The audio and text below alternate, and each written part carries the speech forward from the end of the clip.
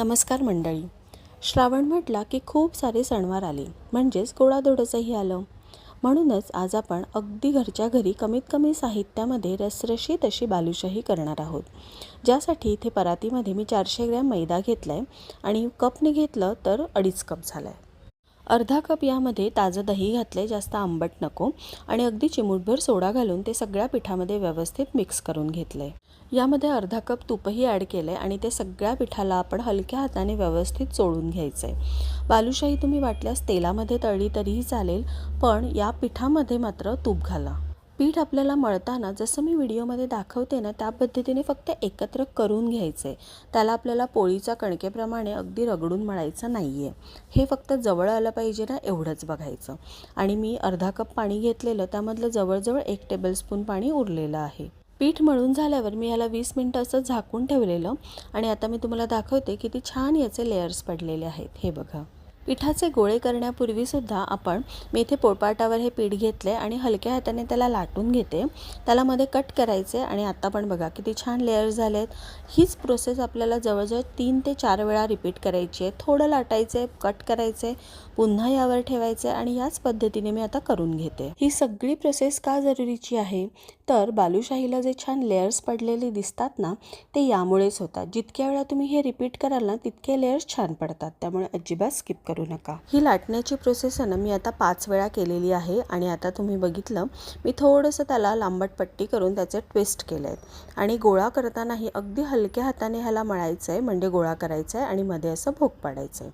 या पद्धतीने मी हे सगळे गोळे इथे करून घेतलेत. बालुशाही तळण्यासाठी ना थोडं खोलगट आणि पसरट भांडं घ्यायचं. का ते मी पुढे सांगतेच. साईडला इथे मी पाकही करायला ठेवला आहे. 1 कप साखर आणि त्यामध्ये अर्धा कप पाणी घातलं आहे. आता आपण बालुशाही बघूया. जेव्हा आपण तेलामध्ये सोडलेल्या तेव्हा बघितलं, तेल इतकं हलकं गरम होतं की त्या सगळ्या खाली जाऊन बसलेल्या होत्या. आता त्या स्वतःच वरवर येत आहेत. यांना काही आपल्याला एवढ्या टच करायचं नाही आहे. तोपर्यंत आपला पाकही इथे रेडी झाला आहे. मस्त उकळी आलेली आहे. त्यामध्ये केसर घातलं, जे कम्प्लिटली ऑप्शनल आहे. आणि आता एक तरी झाला आहे की नाही ते पाहूया. चमचा मी जेव्हा वर धरला आणि शेवटचा थेंब पडतोय ना, तेव्हा बघा हलकी त्याला तार आलेली आहे, म्हणजे आपला एकतारी पाक झालेला आहे. यामध्ये केशरी कलर आणण्यासाठी मी पिवळा आणि लाल असे 2 माझ्याकडे लिक्विड फूड कलर्स आहेत, ते यूज केले आहेत. ते कम्प्लिटली ऑप्शनल आहेत. पाक रेडी झाला आहे. आता आपण गॅस बंद करूया आणि आता बघा सगळ्या बालुशाही आपल्या छान फुलून वर आलेल्या आहेत. याच करण्यासाठी आपल्याला थोडं खोलगट आणि पसरट भांडं हवं आहे. आता आपण याला टर्न करून घेऊया. बालुशाही आहेत ना, त्या अगदी नाजूक असतात, त्यामुळे त्याला सारखा चमचा लावला ना तर त्या तुटण्याची शक्यता असते. आता त्या छान फुलल्या आहेत, थोड्या फर्म झाल्या, तेव्हा आपण त्याला टर्न केलं आहे आणि असा हलका गोल्डन ब्राऊन कलर येईपर्यंत त्याला मंद गॅसवरच फ्राय करायचं. पाकामध्ये मी आता वेलची पावडर ॲड करून घेते. हलका गरम पाक आहे आणि आपल्या बालुशाही छान गोल्डन ब्राऊन झालेल्या आहेत. गरमागरम बालुशाही थोड्या गरम पाकामध्ये टाकायच्या. दोन्ही अगदी उकळतं नको. दोन्हीही गरम असेल ना तर बालुशाही अगदी सॉफ्ट होऊन जातात. पण आपल्याला वरून अगदी क्रिस्पी म्हणजे खस्ता आणि आतमध्ये सॉफ्ट अशी बालुशाही हवी असेल तर गरमागरम बालुशाही हवी आणि पाक थोडा गरम हवा, म्हणजे हलका गरम हवा. बालुशाही आपल्याला पाकामध्ये दोन्ही साईडने साधारण 2-2 मिनिटासाठी फक्त ठेवायचे, जास्त वेळ ठेवायचा नाही आहे.